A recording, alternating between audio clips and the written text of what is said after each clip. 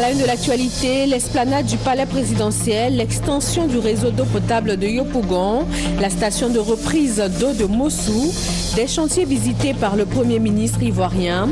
Ils doivent être achevés d'ici à la fin de cette année 2014. Des coupeurs de route font 4 morts et 6 blessés sur l'axe Boaké-Katiola. Ils ont attaqué ce samedi des autocars assurant la liaison entre la Côte d'Ivoire et le Burkina Faso. Les passagers qui ont eu la vie sauve se sont vus dépouillés de tous leurs biens. Et puis, côté sport football, la Côte d'Ivoire rencontre le Cameroun demain mercredi pour les éliminatoires de la Coupe d'Afrique des Nations 2015. Une rencontre décisive pour les éléphants de Côte d'Ivoire qui va se jouer au stade Félix Houphouët-Boigny d'Abidjan. Voilà pour les titres. Bienvenue dans le 13h sur RTI 1. Le Premier ministre ivoirien en visite sur les chantiers de plusieurs projets à achever d'ici à la fin de l'année, de l'esplanade du palais présidentiel à l'extension du réseau d'eau potable de Yopougon en passant par la station de reprise d'eau de Mossou. Il a constaté l'état d'avancement des travaux. Le reportage est signé Gabriel Zani. L'esplanade du palais présidentiel connaît depuis quelques jours d'intenses travaux de réhabilitation. Le Premier ministre s'y est rendu ce lundi 17 novembre pour constater le niveau d'avancement des travaux. Mais ce lundi nuit, ce n'est pas le seul site où se déroulent des travaux. Le boulevard lagunaire via le pont de Gaulle connaît aussi des aménagements par endroits. Et arrivé à la station de reprise d'eau de Mossou en construction entre Grand Bassam et Benoît, Daniel Cablan de Necon veut comprendre. Il pose des questions. Mais le suivi ici, là, qui se fait à partir de là-bas, est-ce que c'est de manière de contrôle? Voilà, c'est ça que je veux savoir. Les travaux avancent vite, mais le temps est désormais compté. Abidjan manque d'eau et les routes sont dans de piteux états. Cette visite nocturne se justifie. Il faut faire en sorte que le temps soit utilisé au mieux. Imaginez qu'on veut y travailler normalement, seulement 2 jours. Vous allez doubler au moins la durée des travaux. Alors vous savez que les Ivoiriens sont impatients. Ils veulent la route rapidement, ils veulent de l'eau rapidement. Vous savez, les habitants de Yopougon sont heureux de pouvoir avoir l'eau à la fin de l'année. Les projets routiers et hydrauliques démarrés un peu partout dans la ville doivent être prêts d'ici à la fin de l'année. Je dois dire que globalement, j'ai le sentiment que les choses avancent. Il y a beaucoup d'engagements qui ont été pris par le gouvernement et il faut s'assurer que ces engagements seront tenus à bonne date. Le renforcement du boulevard Nana Yamoussoukro, du pont de Gaulle et des voies annexes, l'élargissement du pont de Gaulle vers l'entrée de la Corniche, le prolongement, le redressement du boulevard de France dans la commune de Cocody sont en cours. Le financement des travaux est estimé à plus de 15 milliards de francs CFA. Le Premier ministre a également eu une rencontre avec le directeur régional de l'ONU-SIDA. La gestion de la pandémie dans le pays a été jugée satisfaisante, avec notamment la prise en charge des personnes atteintes par le VIH-SIDA. Hugues Hervé Blé. Les efforts de la Côte d'Ivoire dans le cadre de la lutte contre le sida sont appréciés par l'ONU-SIDA. Reçu par le Premier ministre Daniel Cablan Duncan, le directeur régional de l'ONU-SIDA, le Dr Mamadou Diallo, a exprimé les félicitations de son organisation à la Côte d'Ivoire. L'ONU-SIDA marque sa satisfaction pour les efforts consentis par le pays dans le cadre de la lutte contre le sida et pour les différents succès engrangés. La mise sous traitement des Ivoiriennes et des Ivoiriens qui souffrent de cette maladie connaît une progression importante parce que nous avons actuellement plus de 6 Ivoiriens sur 10 porteurs de cette maladie éligibles pour le traitement qui sont effectivement sous traitement à travers les ressources du gouvernement de la Côte d'Ivoire ou des ressources que le gouvernement de Côte d'Ivoire mobilise auprès de ses partenaires. Notre volet important dans le cadre de cette lutte, c'est l'élimination de la transmission de la maladie des femmes enceintes vers leurs enfants. Et dans ce cadre aussi, suite aux investissements faits par le gouvernement de Côte d'Ivoire, près de 7 femmes enceintes sur 10 éligibles pour le traitement sont actuellement sous traitement, ce qui leur permettra de ne pas transmettre la maladie à leurs enfants. Pendant cette période aussi, nous avons connu un recul de près d'un tiers du nombre de personnes qui meurent du sida et aussi un recul de près de 25 à 30% du nombre de nouvelles infections. Pour freiner la progression du sida dont le taux de prévalence est de 3,7% dans le pays, l'État ivoirien a mis en place un plan stratégique national de lutte. Selon le ministère de la Santé et de la lutte contre le sida, ce sont plus de 350 milliards de francs CFA qui seront consacrés à ce programme sur la période 2012-2016. Consultation nationale sur le dividende démographique du 18 au 25 novembre, initiée par le ministère d'État, ministère du Plan et du Développement. Il s'agit de lancer les réflexions sur les conditions à mettre en place pour permettre à la Côte d'Ivoire de tirer profit du dividende démographique en vue de son émergence. Le ministère de la Santé et de la lutte contre le sida met en place un plan d'action national pour la planification familiale. Le projet est soutenu par les États-Unis à travers le programme Agir pour la planification familiale à hauteur de 3 milliards de nos francs. Ami Sissoko. En Côte d'Ivoire, le taux de fécondité est de 5 enfants par femme et 27% des femmes désireuses d'éviter ou de retarder une grossesse n'ont pas accès à des méthodes contraceptives fiables. De plus, 614 décès maternels pour 100 000 naissances sont enregistrés en 2012 selon EDS, études démographiques et de santé.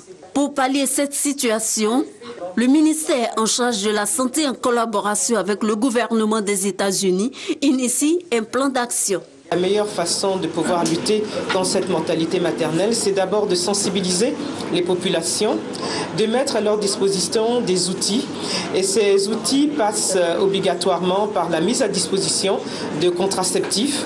Ce projet Agir-PF va permettre de pouvoir agir aussi bien au niveau des communautés à travers la sensibilisation, mais également faire en sorte de réduire de façon très drastique cette mortalité maternelle infantile. En appuyant les efforts de la Côte d'Ivoire d'améliorer leur système de planification nationale, on contribue, n'est-ce pas, à la consolidation, non seulement dans le secteur de santé, mais dans la consolidation des institutions ici en Côte d'Ivoire.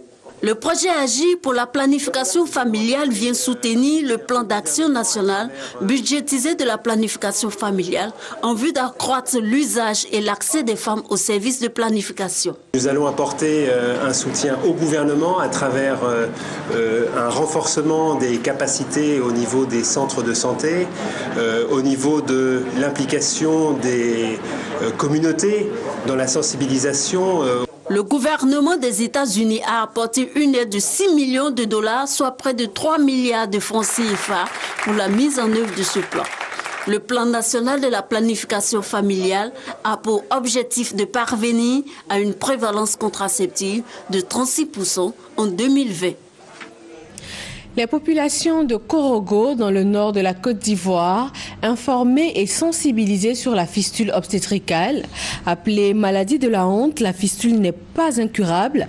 Les personnes atteintes et leurs proches peuvent donc se rendre dans les centres de santé. Elles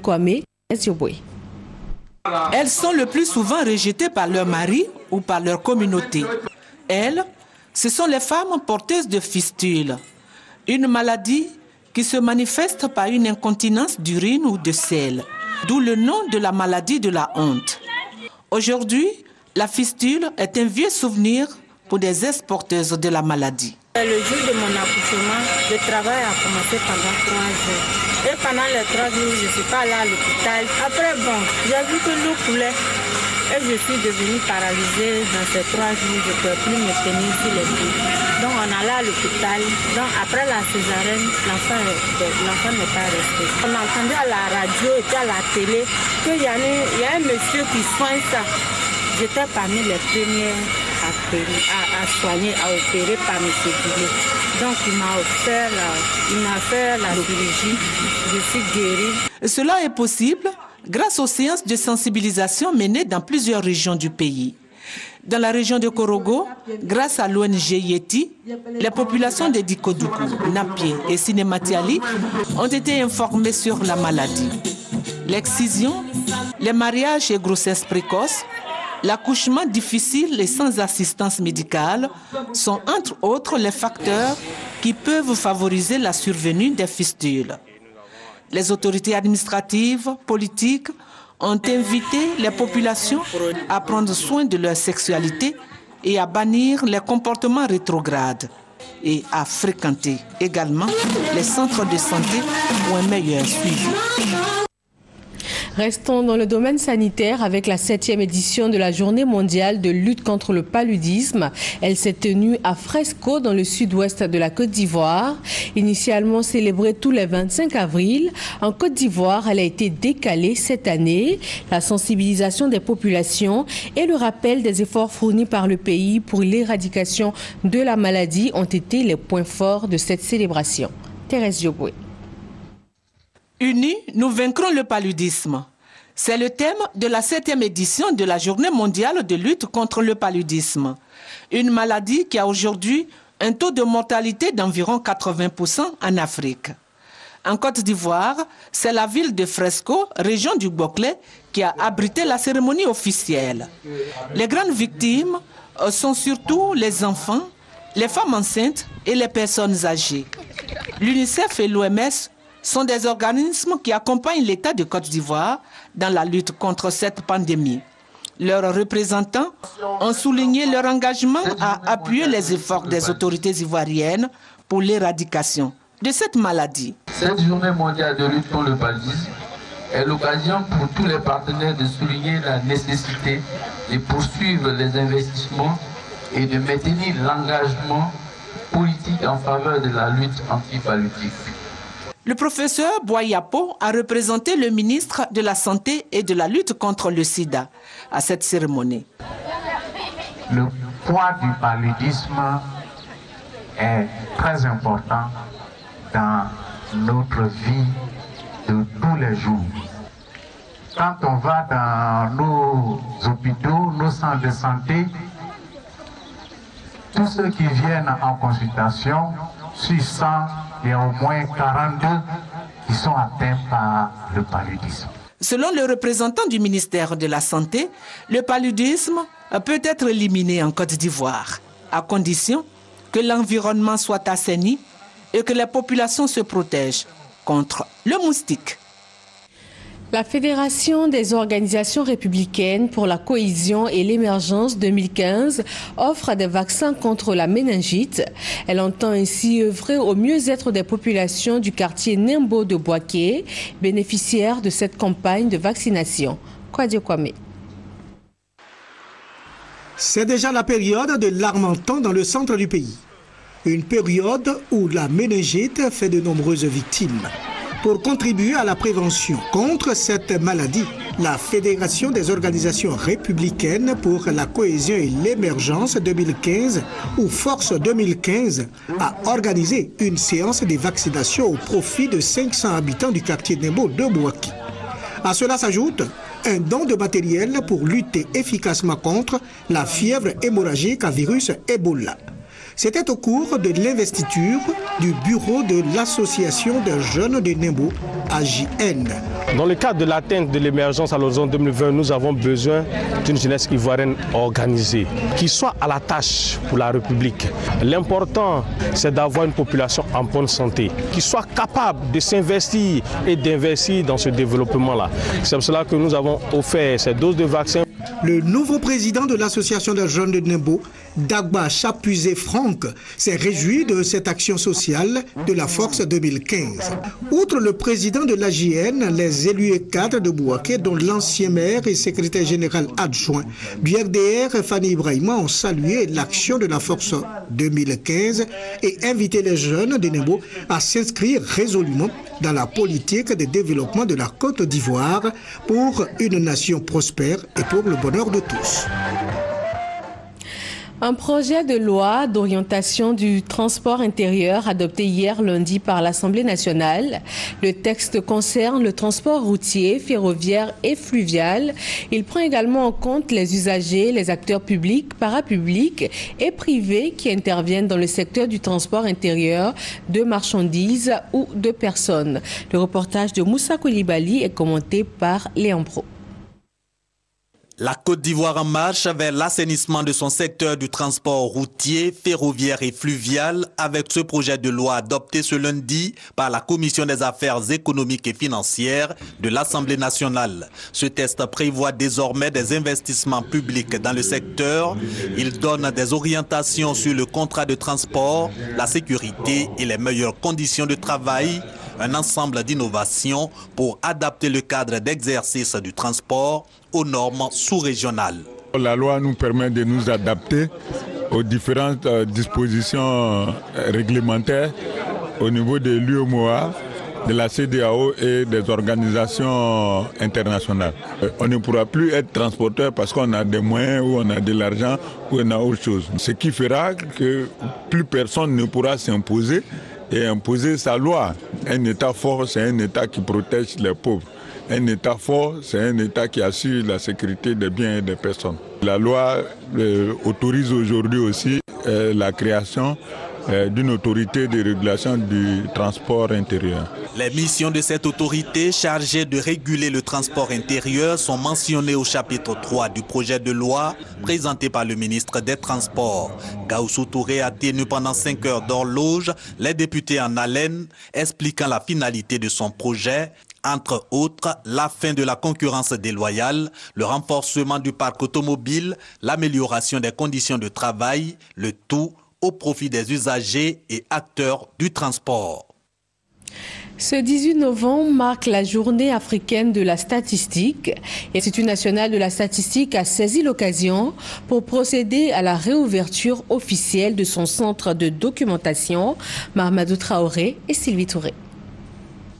Des données en accès libre pour la participation inclusive et la responsabilisation. Thème de l'édition 2014 de la Journée africaine de la statistique. Objectif, garantir le libre accès des populations à l'information statistique. C'est justement le sens de la réouverture du centre de documentation de l'Institut national de la statistique, INS. Que ce soit pour faire une recherche, que ce soit pour élaborer un projet, chacun a besoin de l'information statistique. Et ici, l'INS va déposer désormais, vous avez vu l'organisation, donc tous les documents qui contiennent des informations utiles pour nos concitoyens. Profitant de l'occasion, le ministre d'État Albert Mabry-Touakeus a relevé le rôle important de l'INS dans l'opération de recensement général de la population et de l'habitat. Il s'est également prononcé sur la suite du processus. C'est maintenant que les travaux finaux sont en train d'avoir lieu à Bassam. Et nous avons espoir que dans les jours à venir, nous pourrons présenter à la Côte d'Ivoire et à ses partenaires les résultats du 4e recensement général de la population et de l'habitat. La réhabilitation du centre de documentation de l'INS a été rendue possible grâce à un appui en matériel informatique et en documents statistiques du Fonds des Nations Unies pour la population d'une valeur de 15 millions de francs CFA.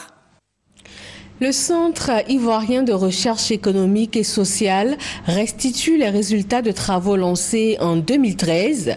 Il porte notamment sur l'analyse des facteurs de compétitivité et de performance des entreprises ivoiriennes. Francis Boifo. Management de qualité, TIC et investissement dans le capital humain. Des facteurs de compétitivité et de performance des entreprises. Ces indicateurs sont les résultats des enquêtes menées par la cellule d'analyse des politiques économiques CAPEC du CIRES auprès des entreprises des secteurs formels et informels. À travers cette étude, la CAPEC veut donner au secteur privé ivoirien les outils pour son dynamisme au plan national et international. Nous avons constaté que les entreprises en Côte d'Ivoire, de façon générale, ont des problèmes de compétitivité et quelquefois de performance lorsqu'on les compare à d'autres en Afrique subsaharienne, par exemple. Donc nous nous sommes dit qu'il est important de mener la réflexion. Des activités sont faites, beaucoup de politiques sont menées en ce qui concerne l'environnement des affaires. L'étude financée par le Centre canadien de recherche pour le développement international s'est intéressée aux politiques internes des entreprises, notamment la gouvernance, le leadership, le mode de recrutement ou encore de rémunération. Tous ces éléments ont un impact sur leur performance et leur compétitivité. Plus qu'il y a des entreprises performantes, plus l'économie nationale elle est dynamique, plus on peut embaucher des jeunes et on peut les former. La CAPEC demande aux décideurs de soutenir la recherche car celle-ci est au service du développement et en particulier du secteur privé. La lumière fait son entrée dans le quotidien des populations de Pala, village situé non loin de la frontière ivoiro-libérienne entre Taï et Tabou. Le village vient d'être connecté au réseau électrique national grâce à la politique d'électrification rurale mise en place par le gouvernement ivoirien. Mamadou Kouassi. Le rêve est devenu une réalité pour les 3000 âmes de Pala, un village du département de Tanda, dans la région du Gontougou, à l'est de la Côte d'Ivoire. Depuis quelques mois, ce gros village est connecté au réseau électrique national grâce à la volonté du président de la République, Alassane Ouattara. Cela à travers sa politique d'électrification rurale. Une politique expliquée par l'envoyé du gouvernement, le ministre Kobena Kwasi Adjoumani, parrain de la cérémonie de mise sous tension. Selon lui, le président de la République promet d'électrifier tous les villages ayant plus de 500 habitants. C'est pourquoi il invite tous les villages non encore électrifiés à la patience. Kobena Kwasi Adjoumani ajoutera qu'en plus des projets d'électrification rurale, tous les villages bénéficieront des projets de développement, à savoir des centres de santé et des écoles.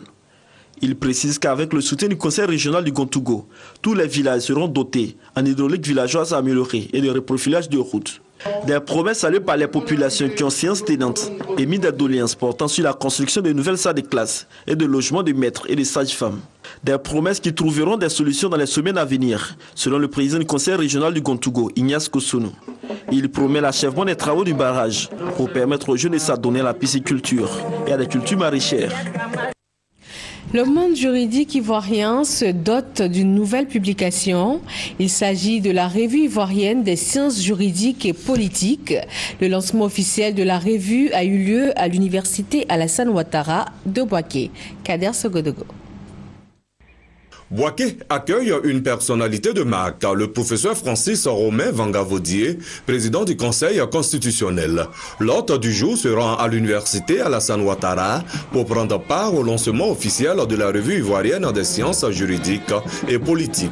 C'est donc un amphithéâtre surchauffé qui a salué l'arrivée de l'homme de droit.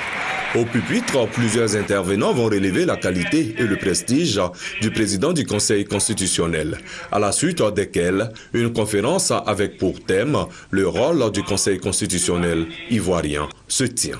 Le professeur Francis Vaudier, dans une démarche claire et méthodique, est revenu sur la mission de cette institution chère à la Côte d'Ivoire. La Côte d'Ivoire est une société,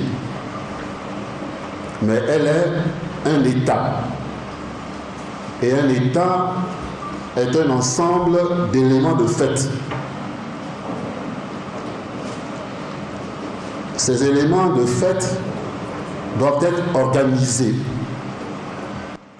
pour donner effectivement naissance à l'entité juridique qu'est l'État. Et l'État devient un sujet de droit qui repose sur l'acte de naissance qu'est la Constitution. Le Conseil constitutionnel veut se rapprocher davantage des populations. Pour y parvenir, l'institution peut compter sur les juristes de la sphère universitaire ivoirienne qui lance un trimestriel de 160 pages dénommé la Revue ivoirienne des sciences juridiques et politiques. La recherche ne peut se faire que dans un cadre. Et la revue représente ce cadre-là pour que nos enseignants contribuent à l'évolution de la science juridique. La revue des sciences juridiques et politiques va permettre à plusieurs juristes ivoiriens de faire des publications en faveur des étudiants, mais également de tous les amoureux du droit. Deux autres ouvrages viennent de voir le jour, cette fois dans le domaine de l'enseignement supérieur. Ce sont des œuvres spécialisées pour le recyclage des enseignants en vue d'améliorer les résultats scolaires. Soro Corona et Kwadio Kwame. Guide pratique pour un enseignement efficace et formé pour l'entreprise. Deux ouvrages adaptés pour permettre aux enseignants de se recycler afin d'améliorer les résultats scolaires et surtout pour une éducation de qualité. Ces œuvres ont été officiellement présentées à la famille éducative au cours d'une cérémonie de dédicace. L'auteur des livres, Charles Zokosebe, inspecteur général de l'enseignement technique, a animé une conférence sur le thème « Management et pédagogie ». Le conférencier a rappelé au corps enseignant que la pédagogie sans management est un enseignement vain. Pour lui, le meilleur enseignant est celui qui met le management au service de la pédagogie. Sans profil réel de manager, l'enseignant est voué à une agitation pédagogique. En lui est plutôt une animation pédagogique. Donc pour être efficace dans son travail au quotidien, le formateur se doit d'avoir un profil de manager. Et donc management et pédagogie sont les deux faces de la même pièce. Et donc sont complémentaires. Les différents intervenants se sont félicités de la publication de ces ouvrages qui constituent le fondement d'un enseignement de qualité. Un enseignement qui permet aux apprenants de mieux cerner les enseignements dispensés. L'écrivain Charles Zokosebe n'est pas à sa première publication. L'inspecteur général de l'enseignement technique a déjà écrit plusieurs œuvres sur la pédagogie. 4 morts, 6 blessés, des centaines de passagers de cars dépossédés de leurs biens. C'est le bilan d'attaques de coupeurs de route sur l'axe Bouaké-Katiola. Le reportage de Kader Sogodoko. Un corbillard avec à son bord 4 corps, dont celui d'un élément d'escorte des forces républicaines de Côte d'Ivoire. Des blessés par balles recevant des soins au CHR de Katiola. Des cars criblés de balles et inondés de sang. Des passagers encore sous l'émotion, assis à même le sol. Voilà le triste tableau de l'assaut d'une vingtaine de coupeurs de route armés qui ont frappé très tôt ce samedi aux environs de 6 heures du matin sur l'axe Bouaké-Katiola, 2 km après le village de Touro, avant de s'évaporer dans la nature. Le chauffeur d'un des cars blessés par balle explique les circonstances du drame. Moi, je suis rentré au milieu d'eux maintenant. J'attends derrière par devant, tout partout maintenant. Ils sont presque 20 personnes. Tous est armés. Regardez. J'entends arroger seulement. Avec l'aide des sapeurs-pompiers militaires de Bouaké, les blessés ont pu être pris en charge au CHR de Katiola. Pour l'heure, selon le personnel soignant, ils sont hors de danger. En tout cas, à l'urgence, on peut dire que ça a été dans l'ensemble levé. Avec cette nouvelle attaque, la lutte contre le grand banditisme sur nos routes est loin d'être gagnée. Les fêtes de fin d'année approchent à grands pas. Une riposte des forces conventionnelles est souhaitée pour permettre aux populations de circuler partout en Côte d'Ivoire sans avoir à déplorer des victimes. Parlons religion, le mouvement raélien Côte d'Ivoire lance la 2e édition de sa campagne dénommée « Une minute pour la paix ». Il s'agit d'inviter les populations à bannir la colère, la violence et la guerre. Le reportage de Pascal Koné, commenté par Serge Collet.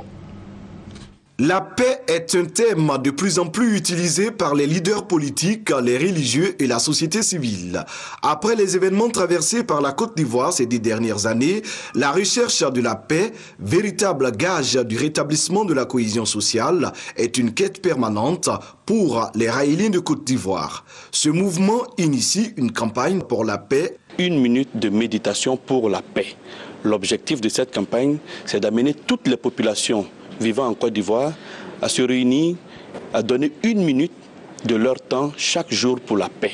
La croyance des Raéliens se fonde sur le témoignage de Claude Voriton Raël. Celui-ci serait rentré en contact avec des êtres venus d'une autre planète, les extraterrestres, auxquels les Raéliens vouent un culte.